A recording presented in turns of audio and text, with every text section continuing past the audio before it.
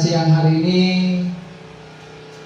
saya sebagai MC pada kegiatan ini, di mana pada siang hari ini kita akan mendengarkan presentasi berupa diseminasi dari rekan kerja kita Ibu Natalia Indrayanti yang akan memberikan diseminasi tentang budaya positif.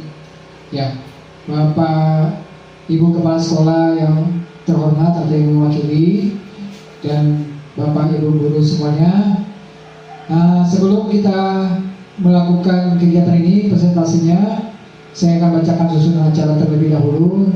Yang pertama itu pembukaan dari saya sendiri, yang kedua doa, yang ketiga presentasi nanti dari Ibu Natalia Indrayanti, yang keempat diskusi tanya jawab, dan yang terakhir penutup.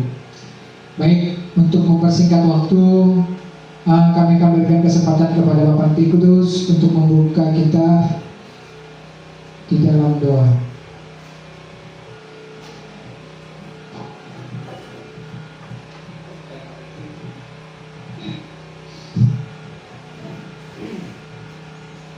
Baiklah, sebelum mulai acara ini kita datang kepada Tuhan terlebih dahulu. Nanti saya akan di dalam doa.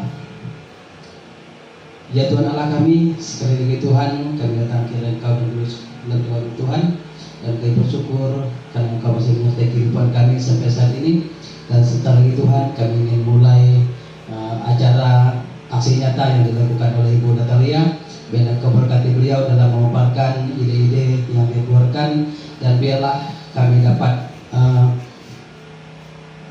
mengubah pola pikir kami ketika kami telah mendengar paparan ide yang dia nyatakan, sehingga proses pembelajaran kami dapat diarahkan lebih baik dalam kehidupan kami Tuhan.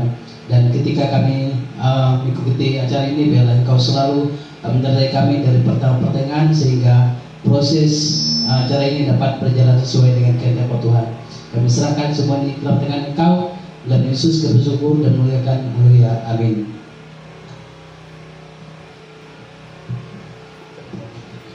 Terima kasih buat Bapak Titus.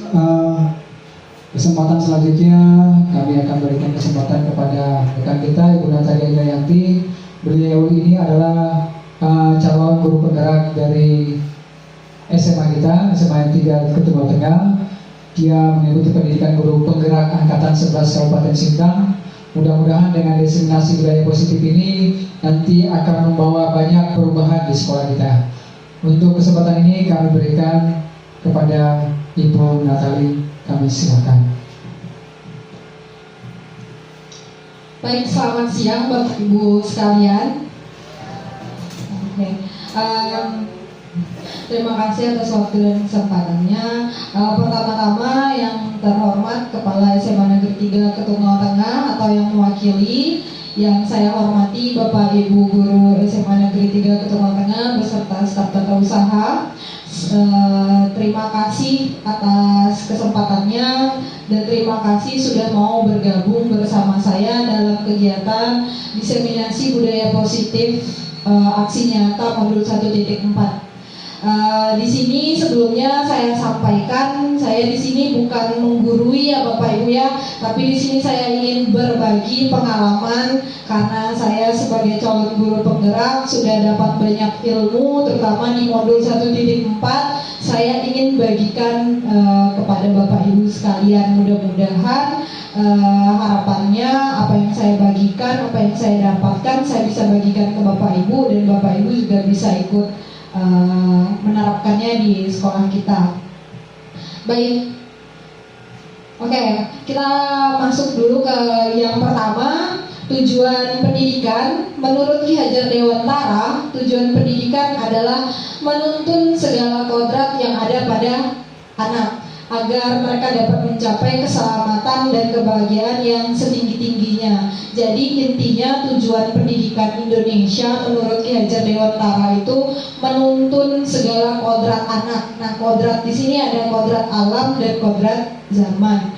Nah, jadi kita sebagai guru hanya menuntun. Sebelumnya di sini saya mau tanya Bapak Ibu, kalau dengar kata menuntun, apa sih kata menuntun itu versi Bapak Ibu sekalian?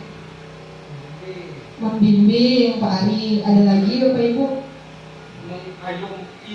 mengayomi ya Pak Bekti. Yang lain mengajar. Oke, kurang lebih sama ya. Jadi menuntun di sini kita membimbing, mengayomi, mengajar, mengarahkan. Jadi kita hanya sekedar mengarahkan dan membimbing siswa, karena siswa itu semuanya punya kodratnya masing-masing. Seperti itu. Oke, next Pak Bekti. Lanjut. Oke, budaya positif. Budaya positif di sekolah yaitu nilai dan kebiasaan di sekolah yang berpihak pada murid. Jadi menurut filosofi Ki Hajar Dewantara, pendidikan itu harusnya berpihak pada murid. Itu yang mau kita galakkan di sekarang ini, gitu. Yang mau ditekankan. Jadi pendidikan itu harus benar-benar berpihak pada murid, bukan lagi guru sebagai pusatnya, tapi murid. Agar mereka dapat berkembang menjadi pribadi yang kritis, penuh hormat dan bertanggung jawab sesuai dengan profil pelajar Pancasila. Jadi tujuan akhir dari pendidikan Indonesia sekarang ini itu adalah karakter profil pelajar Pancasila. Nah, profil pelajar Pancasila sendiri itu ada beberapa elemen. Masih ingat Bapak Ibu? Ada yang bisa sebutkan? Yang pertama, mandiri, gotong royong, ada lagi bernalar kritis, ada lagi berkebinekaan global, lalu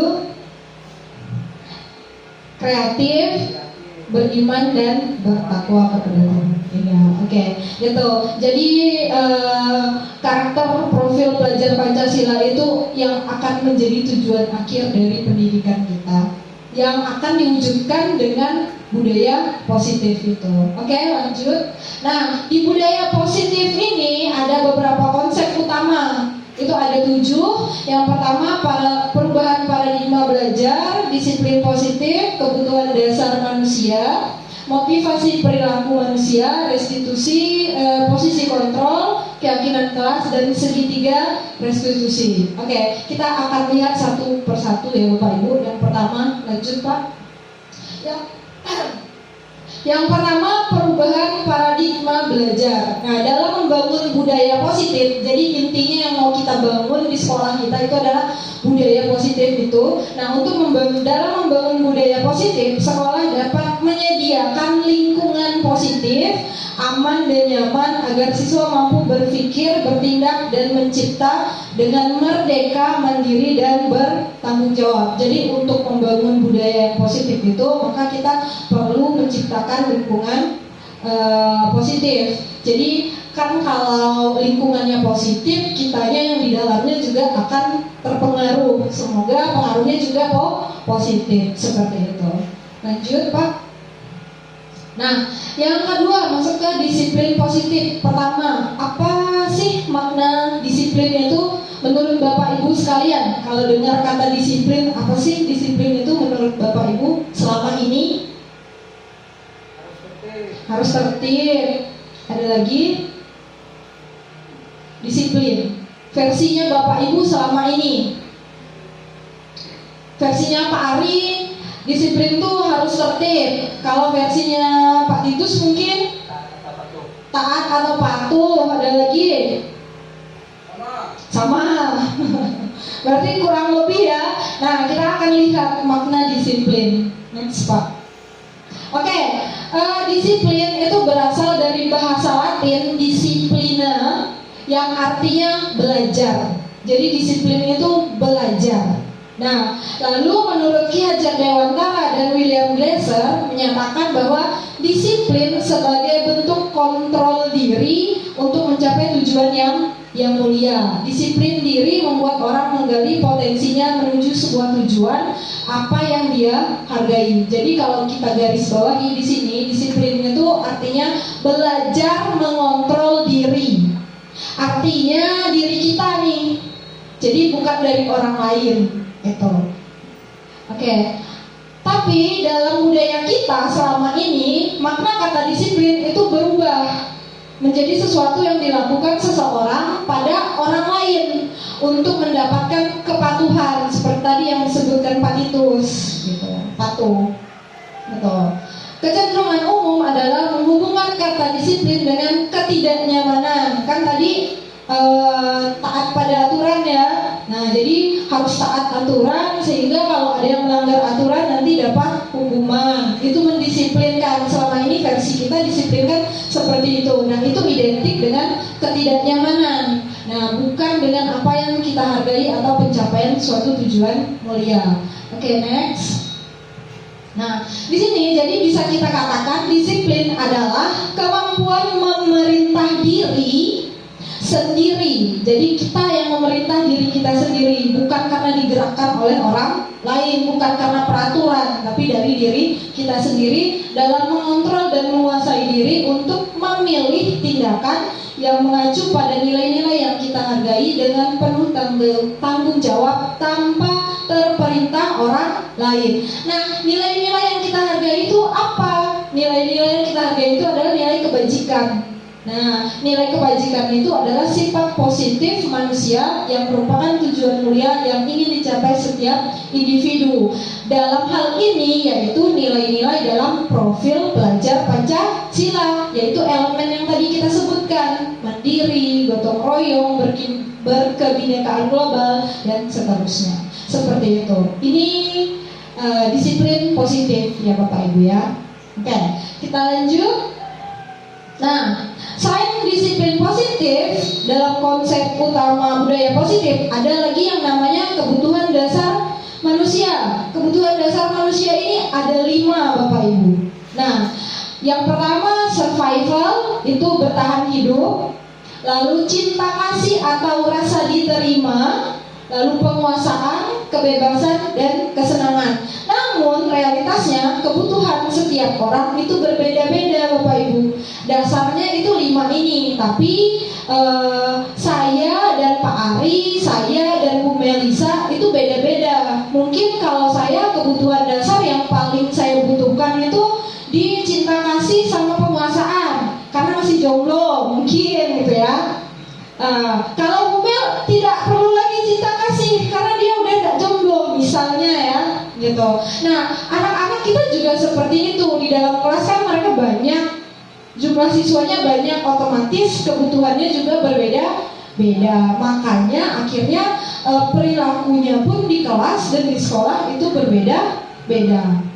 Seperti itu. Nah, kalau survival itu untuk bertahan hidup, cenderungnya anak kalau bertahan hidup itu identiknya dengan ini ya, apa namanya, kebutuhan hidupnya kayak makan, seperti itu.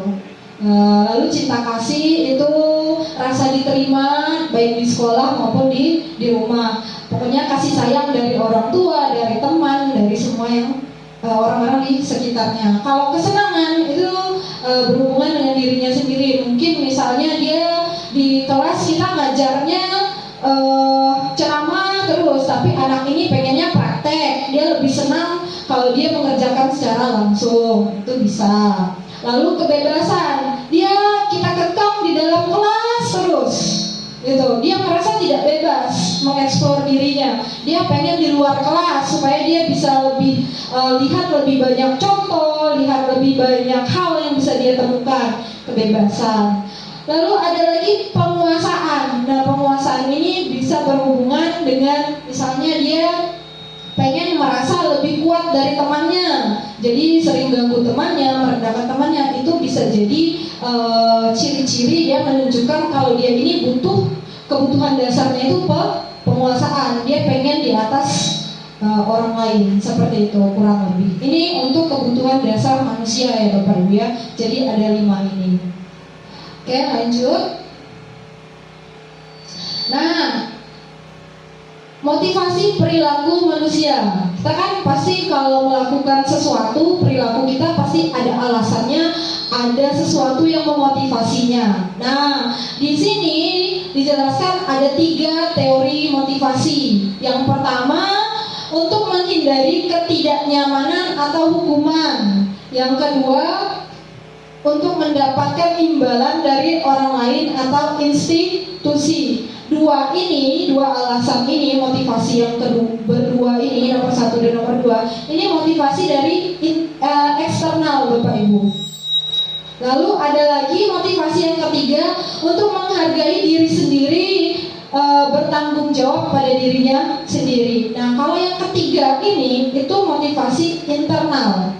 Jadi dari ketiga motivasi ini pasti semuanya ini ada yang mendasari perilaku anak-anak kita selama ini. Nah, cuma yang paling baik menurut budaya positif itu lebih bagusnya kalau kita melakukan sesuatu itu motivasinya yang internal, motivasi nomor 3. Memang kita lakukan untuk menghargai diri sendiri. Misalnya contohnya kita pergi naik motor pakai helm.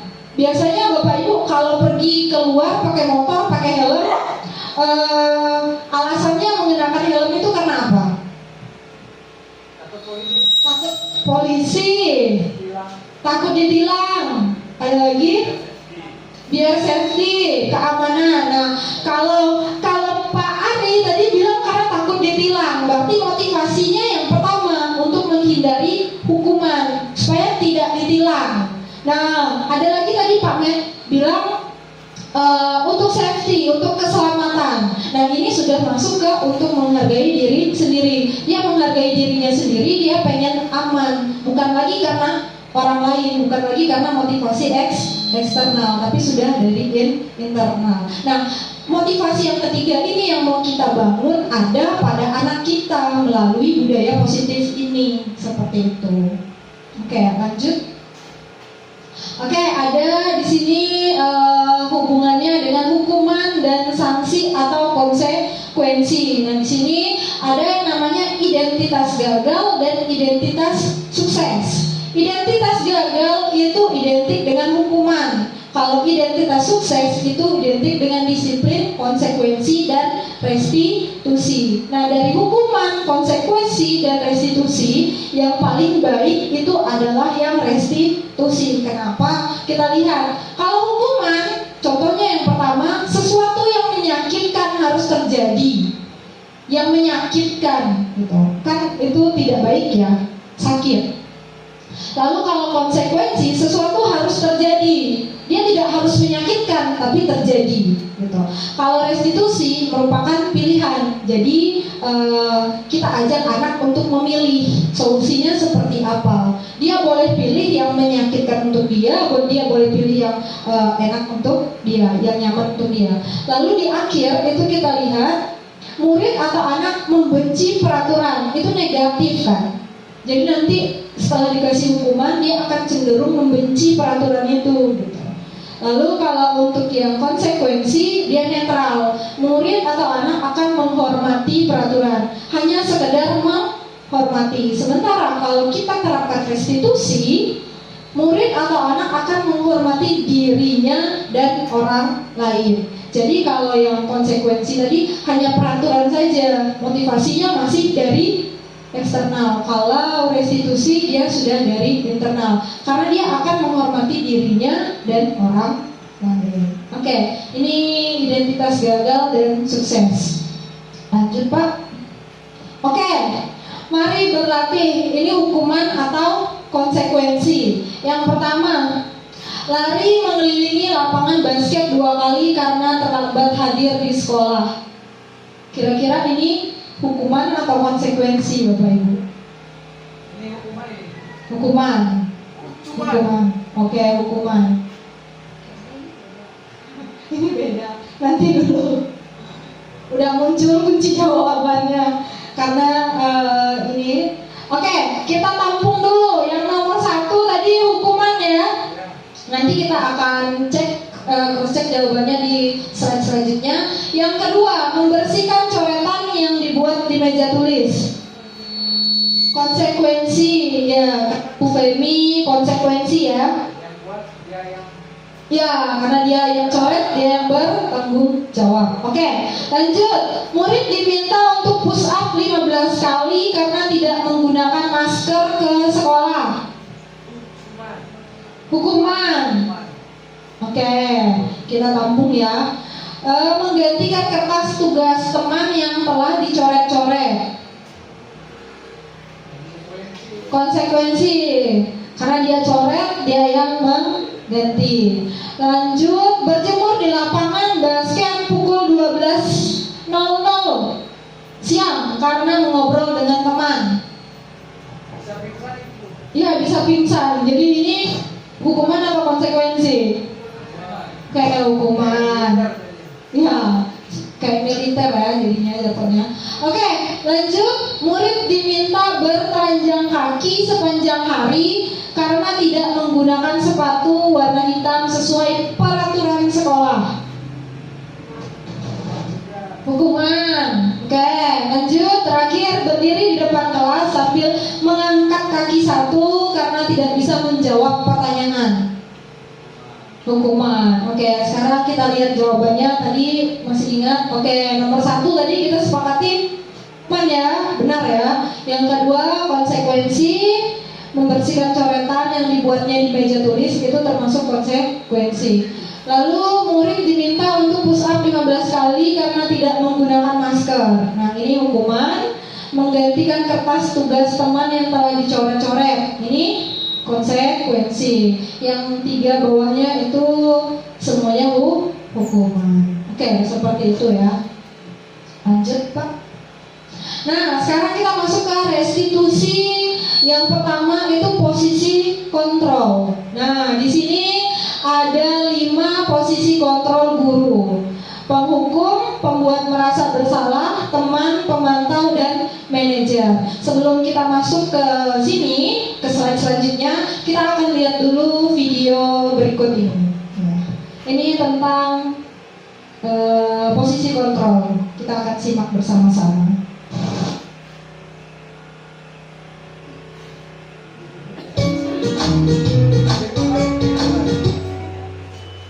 Salam bahagia Ibu dan Bapak guru hebat.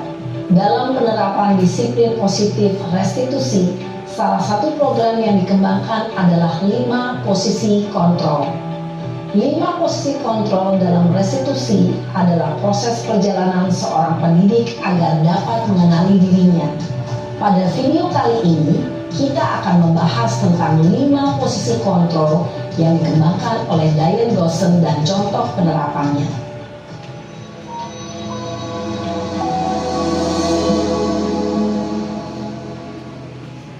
5 posisi kontrol itu adalah: 1. Posisi penghukum. 2. Posisi pembuat merasa bersalah. 3. Posisi teman. 4. Posisi pemantau atau monitor. Dan 5. Posisi manajer.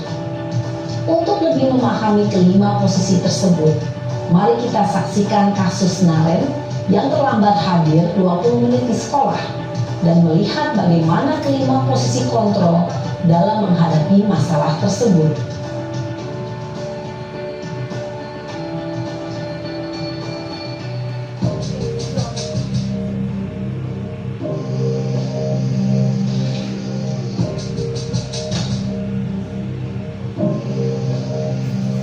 Naren, sini kamu. Selamat pagi, Bu. Selalu terlambat. Kamu deh, pasti terlambat. Maaf, Bu. Saya Apa? Apa coba? Alasan kamu apa lagi? Kapan sih kamu tidak terlambat? Malas sekali ya kamu jadi anak. saya Dasar pemalas. Gak kapok-kapok sih kamu. Sudah berapa kali terlambat? Sana, kamu keliling lapangan basket 2 kali. Kenapa saya harus keliling lapangan basket, Bu? Kenapa? Kamu melawan ibu. Berani-beraninya jawab. Sudah terlambat, masih berani jawab pula. Sekarang, keliling lapangan basket 5 kali sekalian. Biar kapok. Cepat. Pergi sana ke lapangan basket. Posisi penghukum biasanya berbicara dengan nada tinggi, menghardik, menunjuk-nunjuk, menyakiti, dan menyindir. Hukuman bisa berupa fisik maupun psikis. Ibu dan bapak guru hebat, dampak yang terjadi pada murid ketika guru berada pada posisi penghukum adalah murid cenderung akan memberontak, bahkan menyimpan dendam.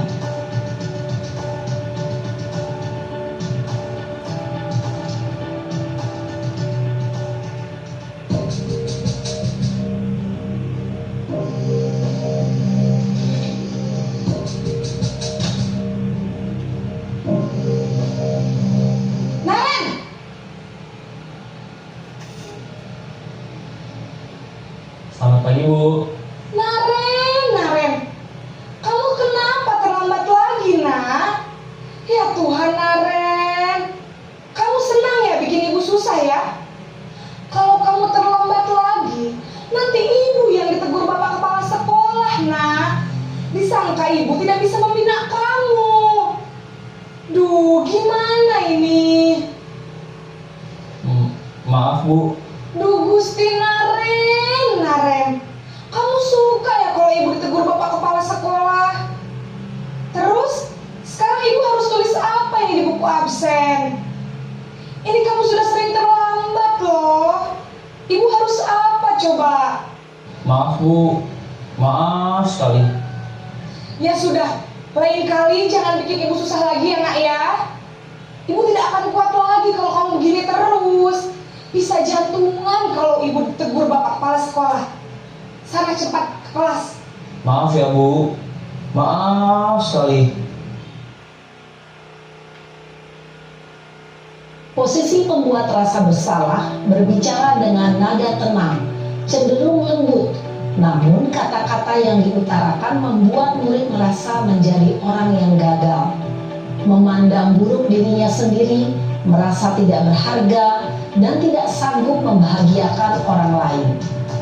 Ketika guru mengambil posisi pembuat rasa bersalah, murid akan menganggap dirinya yang bersalah dan ia akan menyimpan emosi negatif tersebut di dalam dirinya.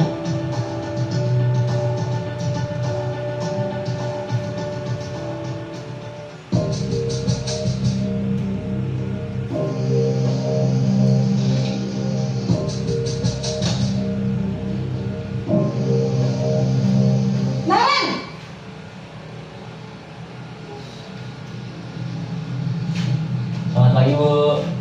Wah, sudah jam berapa ini nak?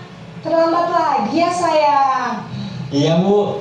Habis ibu saya lupa bangunkan saya, Bu. Kamu malah menyalahkan ibu kamu.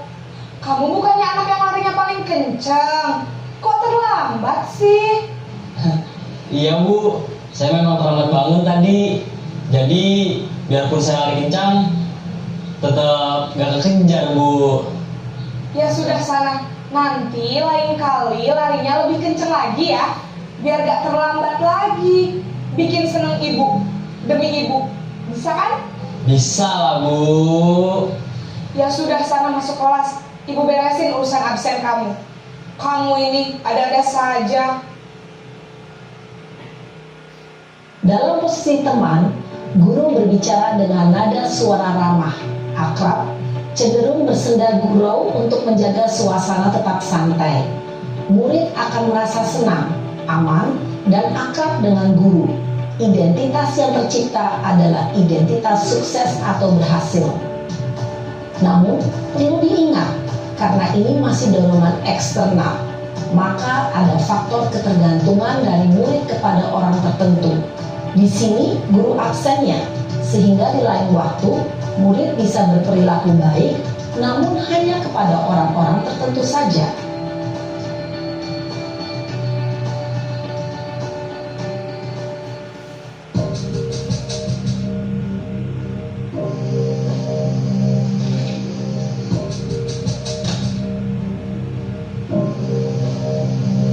Naren!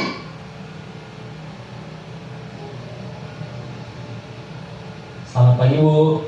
Naren, apa peraturan sekolah kita tentang jam berapa kita harus masuk sekolah, nak? Kita harus di sekolah jam 7, Bu.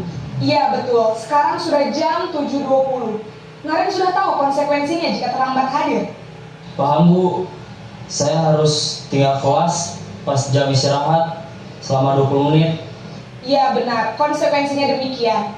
Jadi nanti jam 9.30 pas istirahat, kamu harus tinggal di kelas, kerjakan tugas tambahan untuk ketertinggalan kamu, ya. Baik Bu. Posisi pemantau mengandalkan penghitungan atau data untuk mengontrol murid. Guru mengarahkan murid berdasarkan peraturan dan konsekuensi. Seorang pemantau menunjukkan bahasa tubuh dan ekspresi wajah yang datar dan cenderung formal.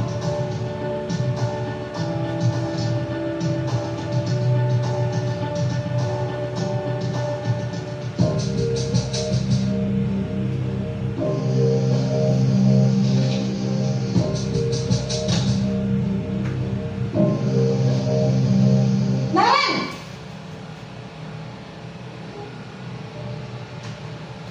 Selamat pagi Bu. Selamat pagi Naren. Maaf Bu, saya terlambat. Iya, sekolah masuknya jam 7, sekarang sudah jam 7.20. Jadi sekarang bagaimana nih Naren? Maaf Bu, saya lupa setel alarm saya semalam. Baiklah, menurut kamu, keyakinan sekolah yang mana yang perlu kamu tingkatkan? Menghargai diri sendiri dan orang lain mungkin ya Bu.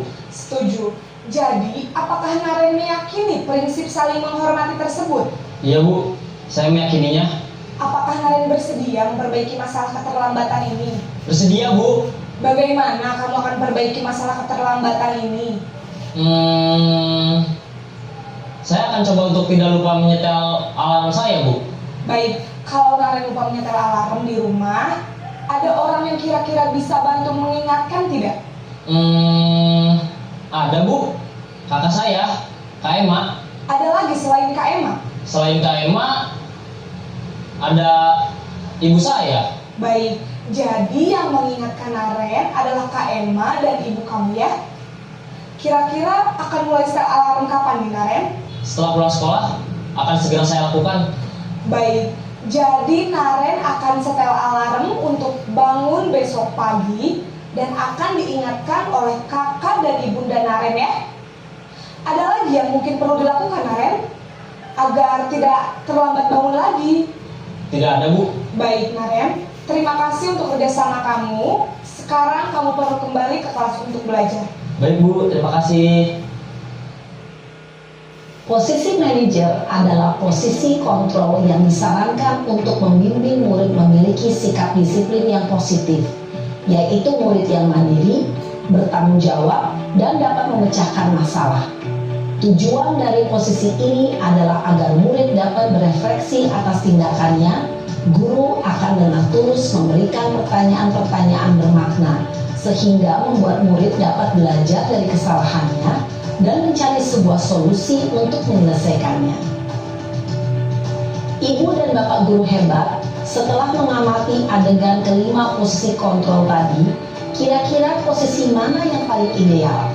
Posisi mana yang dapat menunjang motivasi intrinsik murid? Ya, tentu posisi manajer. Posisi ini memang posisi ideal yang ingin dituju setiap pendidik. Pada posisi inilah, guru dapat menerapkan disiplin positif yang berpihak pada murid, yang memerdekakan murid.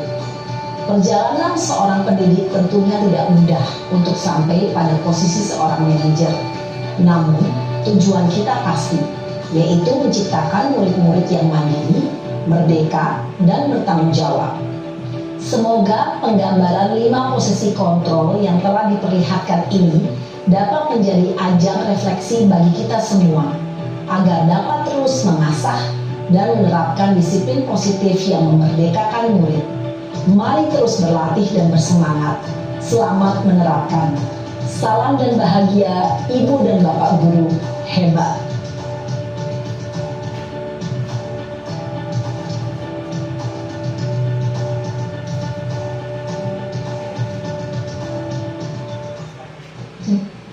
Oke, baik. Jadi itu tadi video penggambaran 5 posisi kontrol. Tapi sebelum kita masuk ke slide selanjutnya, saya mau kasih briefing sebentar karena mungkin sepertinya agak kurang ini ya, karena udah siang jadi agak ngantuk ya. Jadi kita suntik dulu semangatnya. Silakan berdiri Bapak Ibu. Kita akan tepuk-tepukan. Ya, kita akan bertepuk tangan bersama. Nah, belum. belum.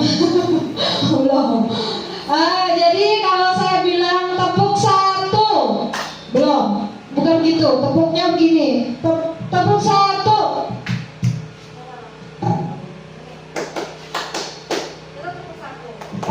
Jadi tepuk satu begitu ya. Tek tek tek tek tek. Nah gitu. Kita coba ya Bapak Ibu, tepuk satu. Kalau tepuk dua ganti begini.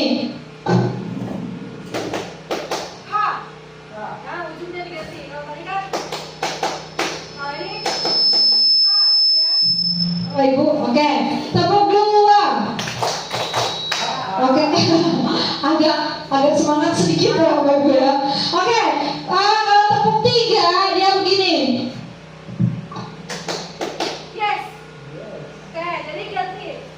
Jadi kalau tepuk satu tek tek tek tek tek, tepuk dua tek tek tek tek ha, tepuk tiga tek tek tek tek yes. Nanti ikuti instruksi dari saya ya. Tepuk satu, dua, tiga, satu dua tiga, tiga dua satu.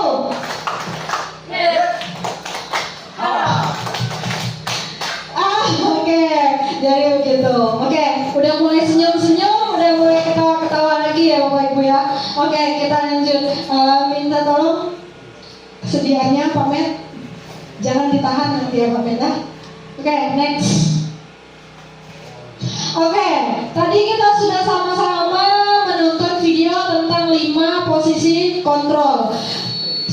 Kan tadi kita udah dijelaskan nih di video tersebut ada 5 posisi kontrol: penghukum, pembuat merasa bersalah, teman, pemantau, manajer. Dan tadi dijelaskan dari semua itu yang paling ideal itu adalah yang manajer. Nah sekarang saya ingin tanya Bapak Ibu sekalian, selama ini berada di posisi kontrol yang mana? Lebih sering yang penghukum kah, teman kah, atau ternyata Bapak Ibu selama ini sudah di posisi kontrol yang manajer? Ada yang mau membagikan kisahnya? Ada?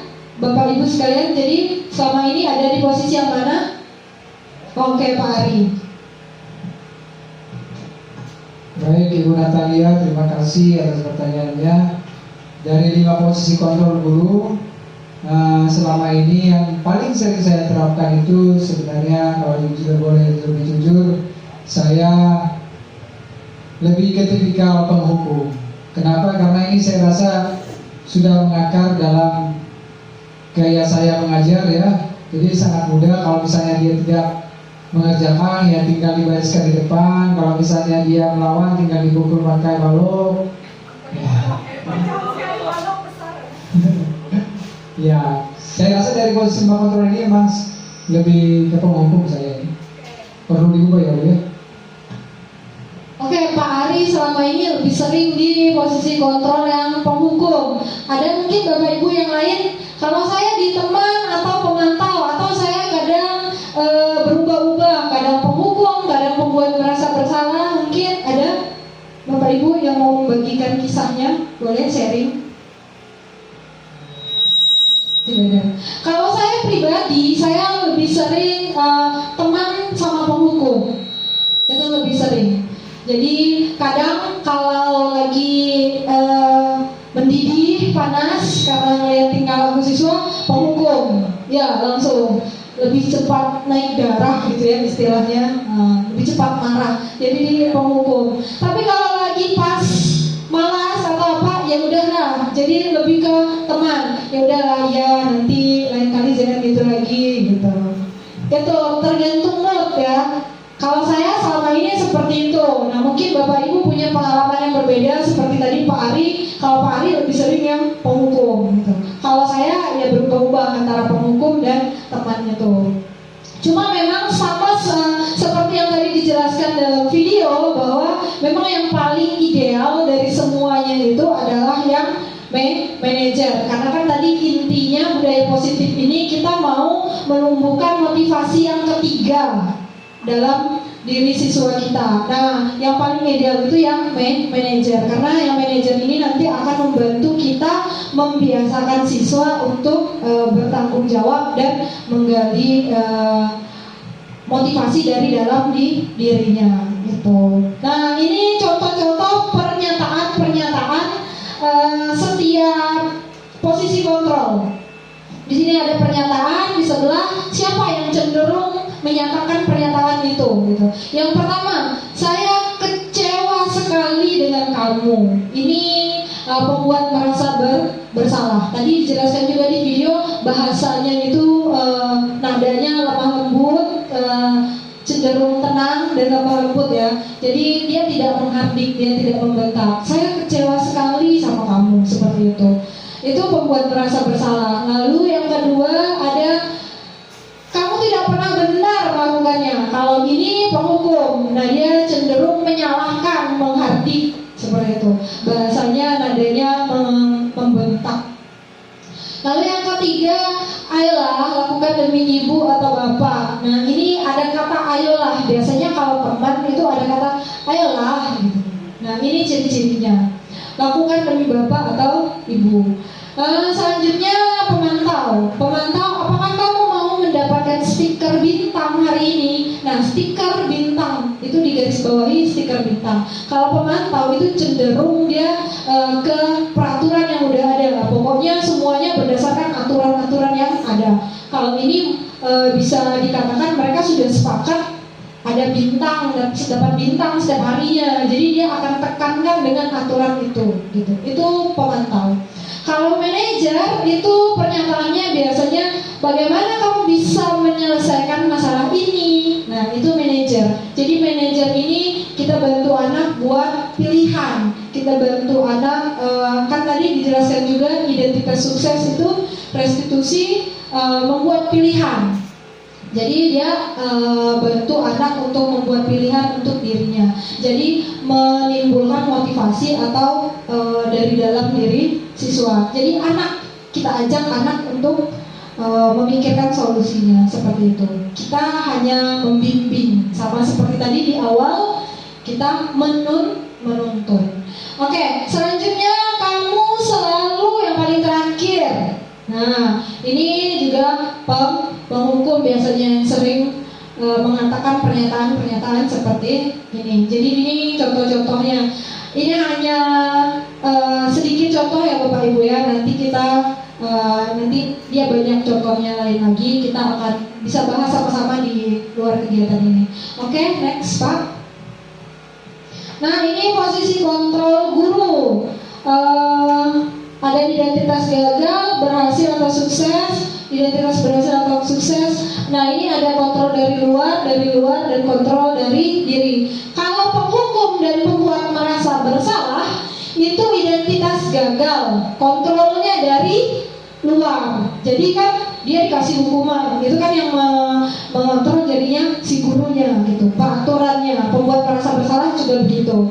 Lalu kalau identitas berhasil atau sukses yang kedua itu juga dia berhasil tapi kontrolnya masih dari luar. Untuk teman dan pemantau. Teman dan pemantau ini sudah baik Bapak Ibu, tapi kontrolnya masih dari luar. Jadi motivasinya masih dari luar, belum dari dalam diri siswa gitu. Maka ini udah baik, tapi kalau bisa kita naik level ke yang terakhir, manajer. Manajer ini identitas berhasil atau sukses dan kontrol dirinya dari diri siswa, seperti itu. Jadi dia menghargai dirinya sendiri. Nah, ada dampak pada murid. Kalau untuk penghukum itu dampak pada murid, dia cenderung mengulangi kesalahan. Gitu.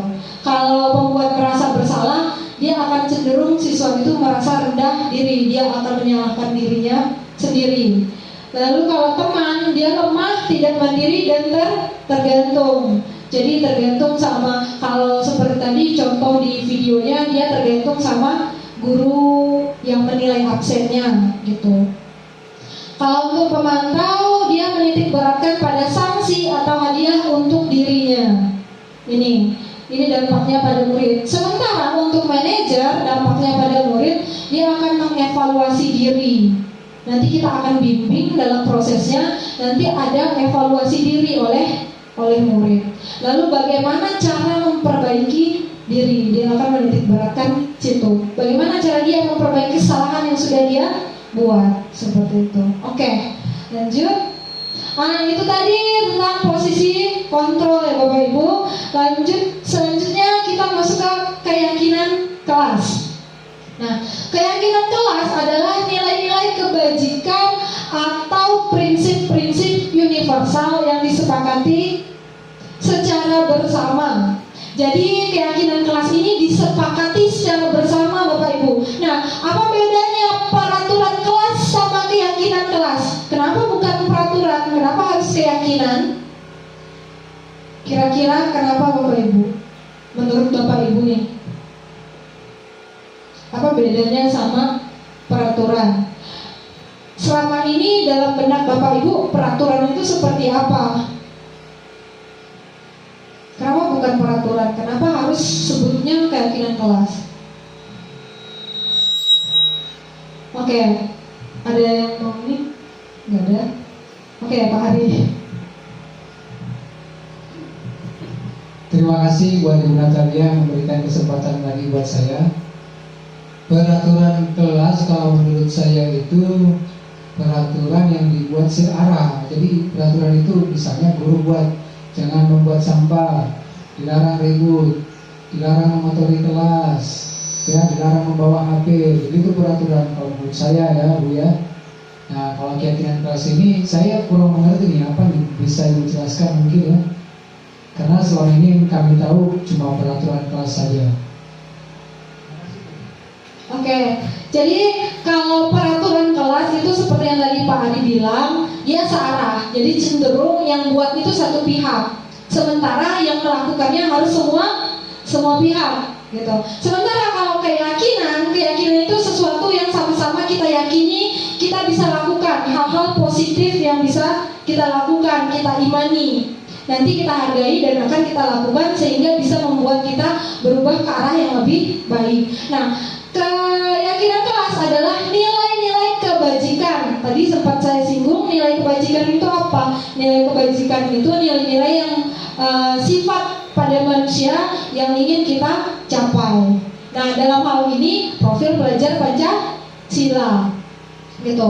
Kalau peraturan itu tadi cenderung satu pihak dan searah, hanya menguntungkan satu pihak saja. Sementara kan kalau nilai keyakinan kelas itu disepakati bersama secara universal, lepas dari perbedaan agama, suku, negara, dan bahasa. Jadi dia ada kesepakatan dua belah pihak yang buat, gitu. Ada persetujuan, tidak menguntungkan satu pihak saja, seperti itu. Itu keyakinan kelas. Nah, menurut dosen, suatu keyakinan akan lebih memotivasi seseorang dari dalam. Nah, ini tadi berkali-kali mau kita tekankan di sini adalah motivasi dari dalam, yang intrinsik gitu. Oke, lanjut Pak.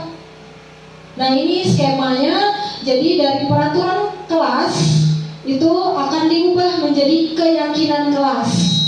Nah, jadi keyakinan kelas ini yang akan kita lakukan secara terus-menerus sehingga menciptakan lingkungan positif, dan karena dilakukan secara terus-menerus ini akan menjadi budaya, dan karena dia hal yang positif maka budaya positif jadinya. Nah, dengan budaya positif ini diharapkan dapat membawa perubahan ke arah yang lebih baik. Oke, next. Oke, ini peraturan dan keyakinan kelas atau nilai kebajikan yang dituju. Ini contoh-contohnya ya. Kalau peraturannya misalnya selalu kembalikan buku ke tempatnya, berarti ini nilai kebajikannya tentang tanggung jawab. Lalu dilarang mengganggu orang lain, menghormati orang lain dan diri sendiri. Ini nilai-nilai kebajikan ini yang ingin dituju. Gitu. Makanya dia bukan peraturan, tapi keyakinan kelas, gitu. Karena ada nilai kebajikan yang ingin dituju itu tadi, dan seterusnya. Oke, lanjut Pak. Nah, ini untuk pembentukan keyakinan kelas tadi disepakati bersama dengan urutan seperti ini. Nah, keyakinan kelas itu bersifat abstrak daripada peraturan. Dia lebih rinci dan konkret. Berupa pernyataan universal, pernyataan keyakinan kelas dibentuk dalam bentuk positif. Nah, di situ di garis bawahi bahwa keyakinan kelas itu bentuknya positif. Sementara kalau peraturan itu cenderung negatif, dilarang, jangan, gitu kan. Oke, lalu nah, keyakinan kelas hendaknya tidak terlalu banyak supaya dia mudah diingat. Kalau dia mudah diingat, dia kan akan lebih mudah melakukannya. Lalu keyakinan kelas sebaiknya sesuatu yang dapat diterapkan di lingkungan sekolah, di lingkungan tersebut. Kalau dalam hal ini kita berarti di lingkungan kelas dan sekolah. Nah, semua warga kelas ikut berkontribusi dalam pembuatannya. Itu tadi ditekankan bahwa disepakati bersama dan bersedia meninjau kembali keyakinan kelas dari waktu ke waktu. Jadi dia perlu ditinjau. Kalau sudah berhasil, berarti mana yang perlu ditingkatkan. Kalau memang belum berhasil, mana yang perlu kalau belum berhasil, mana yang perlu ditingkatkan dan diperbaiki. Kalau sudah berhasil, berarti nanti kita tingkatkan, dipertahankan. Oke, lanjut. Nah, ini dokumentasi saya kemarin buat keyakinan kelas di kelas 11. Oke, ini contoh-contohnya. Next, Pak. Mudah-mudahan ini bisa Bapak Ibu terapkan juga di kelas Bapak Ibu ya. Oke. Nah, kita masuk ke yang selanjutnya. Ini yang terakhir dari restitusi, yaitu segitiga restitusi. Nah, segitiga restitusi ini merupakan proses menciptakan kondisi bagi murid untuk memperbaiki kesalahan mereka. Jadi kita menciptakan satu kondisi sehingga siswa itu bisa memperbaiki kesalahan mereka sendiri, sehingga mereka bisa kembali pada kelompok mereka dengan karakter yang lebih kuat. Jadi setelah mereka memperbaiki kesalahannya, harapannya dengan proses ini, kondisi dari segitiga restitusi ini, mereka bisa jadi pribadi yang lebih baik lagi. Oke. Melalui restitusi, guru dapat membantu murid menjadi lebih memiliki tujuan, disiplin positif, serta memulihkan dirinya setelah berbuat salah, membantu murid untuk jujur pada diri sendiri, dan mengevaluasi dampak kesalahan yang dilakukan. Nah, perlu ditekankan bahwa segitiga restitusi kita memberikan penawaran, bukan paksaan. Nah, kalau penghukum tadi kan dia cenderung paksaan. Pokoknya kamu terus yang salah, kamulah harus tanggung jawab, kamu harus begini. Gitu. Nah, kalau di segitiga restitusi kita posisinya nanti jadi manajer. Nah, di situ kita memberi penawaran, bukan paksaan. Oke, lanjut Pak. Nah, ini bagian segitiga restitusi. Yang pertama itu dari tahap-tahap dari segitiga restitusi menstabilkan identitas. Jadi kita stabilkan dulu identitas anak, dia sebagai siapa di situ. Nah, itu pernyataannya biasanya yang diutarakan oleh guru itu bisa, setiap orang pasti pernah melakukan kesalahan. Lalu kamu bukan satu-satunya yang pernah melakukan ini. Nah, ini kita menstabilkan dulu, jangan sampai anak merasa rendah diri, gitu. Tapi juga jangan sampai dia menjadi tinggi hati, gitu. Lalu setelah kita stabilkan identitasnya, kita validasi tindakan yang salah. Nah, validasi tindakan yang salah itu biasanya kata-katanya, kamu tentu punya alasan. Kita validasi tindakan yang salah, berarti kita memvalidasi, oh dia berbuat seperti ini, ada alasannya nih. Nah, di situ. Jadi di validasi tindakan yang salah ini kita akan menggali apa alasan siswa berbuat seperti itu. Gitu. Lalu yang terakhir menanyakan keyakinan. Nah, ini hubungannya tadi dengan keyakinan kelas yang sudah dibuat tadi. Gitu.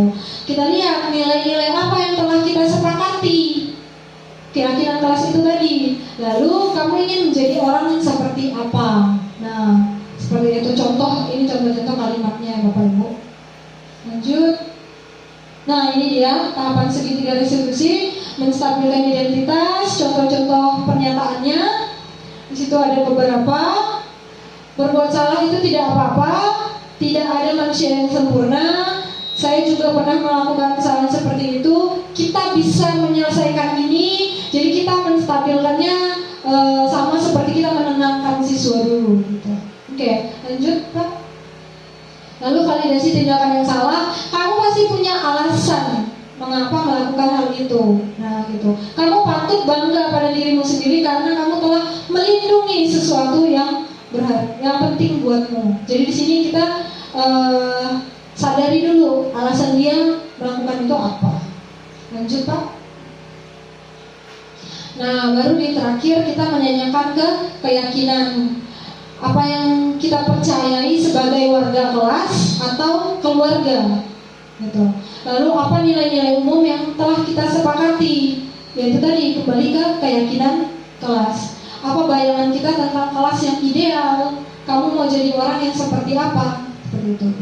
Lalu setelah itu kita akan carikan solusi bersama. Tapi solusi yang hadir itu harus dari dalam diri siswa, bukan dari gurunya. Seperti itu ya Bapak Ibu ya.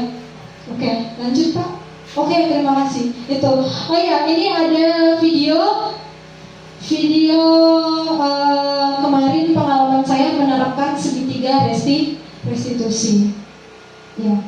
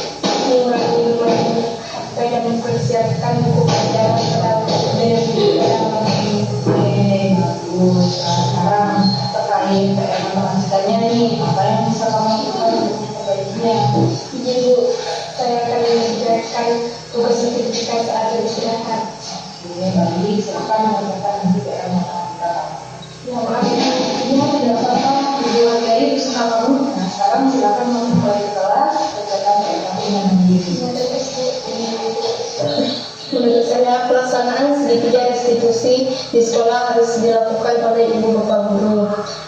Karena kita sebagai murid juga butuh untuk dimengerti, didengarkan, dan dihargai. Oke, jadi itu tadi contoh atau yang sudah saya terapkan segitiga restitusi, pengalaman saya menerapkan segitiga restitusi. Semoga bisa menginspirasi Bapak Ibu sekalian. Karena memang kalau segitiga restitusi ini kan tadi kalau kita lihat dari dari penerapannya itu cenderung percakapannya lebih tenang, jadi lebih lega gitu. Jadi untuk kita ini yang sudah tua-tua pun jadi kayak bisa mengontrol emosi, bisa jadi sambil mengontrol emosi dan segala macam seperti itu. Dan untuk siswa juga, siswa akan menjadi lebih tenang untuk menceritakan apa yang mereka rasakan, seperti itu. Oke, itu saja pemaparan dari saya. Terima kasih atas perhatiannya. Selamat siang.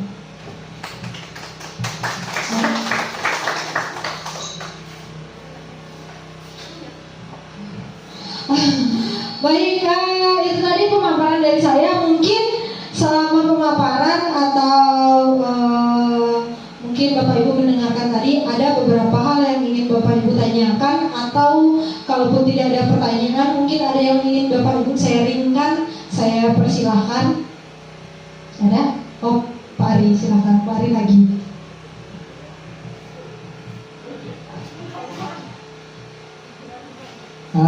Baik Ibu Natali, terima kasih luar biasa pemaparannya. Nah, sekarang saya ingin bertanya tadi yang materi yang terakhir itu segitiga restitusi. Jadi apakah ini yang restitusi ini hanya salah satu atau mutlak cara yang kita lakukan untuk menangani siswa seperti itu? Jadi kalau misalnya ada siswa yang sedang dalam keadaan bermasalah, kita harus menerapkan hanya dengan restitusi tersebut ya, atau ada yang lain? Nah, kan banyak cara sebenarnya kan. Apakah ini mutlak atau hanya jadi salah satu cara yang bisa kita lakukan sebagai guru? Seperti itu, Bu. Baik, terima kasih Pak Ari. Jadi pertanyaannya, apakah segitiga restitusi ini satu-satunya cara dalam kita menangani siswa sebagai guru gitu ya Pak Ari ya? Oke. Sebenarnya banyak cara untuk menangani siswa. Cuma memang salah satunya segitiga restitusi ini. Dan kenapa segitiga restitusi yang diambil bukan yang lain? Apa bedanya? Apa yang melatar belakanginya? Alasannya apa? Gitu. Karena segitiga restitusi ini menjadi salah satu pendekatan yang paling humanis, gitu. Karena kan sesuai dengan filosofi Ki Hajar Dewantara itu kita ingin menciptakan pendidikan yang berpihak pada murid. Jadi di sini kita mau memanusiakan manusia. Jadi dipilihlah pendekatan yang paling humanis, yang paling memanusiakan manusia, tidak berpihak pada salah satu pihak saja. Selain itu kan juga kalau dilihat dari penerapannya kan segitiga restitusi ini pada saat pelaksanaannya, penerapannya itu jauh lebih tenang, baik bagi muridnya ataupun bagi gurunya. Jadi itu sesuai dengan tadi kan dibilang kalau filosofi pendidikan menurut Ki Hajar Dewantara itu kan menuntun siswa sesuai kodratnya ya. Nah, kodrat sini ada kodrat alam dan kodrat zaman. Kalau kita kaitkan dengan kodrat zaman, kan anak-anak zaman sekarang, anak-anak Gen Z itu kan seringkali sekarang menyuarakan mental health, tentang mental, psikis, psikologis seperti itu. Nah, jadi ini yang dipilih supaya tidak menyerang mental anak-anak. Jadi dipilih yang paling humanis seperti itu Pak Ari. Oke, bagaimana Pak Ari? Aman ya? Oke, ada lagi Bapak Ibu? Tidak ada? Atau mungkin ada yang mau sharing? Selama ini saya sudah menerapkan nih, tapi hanya sebatas tahap 1, tahap 2, tahap terakhirnya tidak. Mungkin ada? Tidak ada? Oke, baik. Kalau tidak ada, saya rasa cukup. Mungkin saya kembalikan kepada pembawa acara. Terima kasih.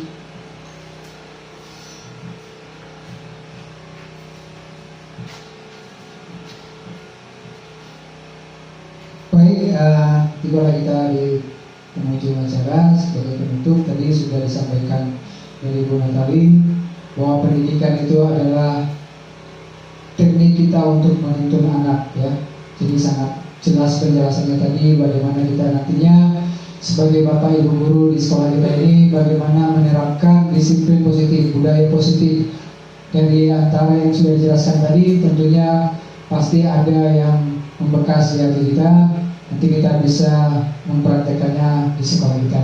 Terima kasih Bu Natali, mudah-mudahan ilmu yang sudah diberikan bisa kami gunakan dan berguna bagi anak didik kita. Selamat siang.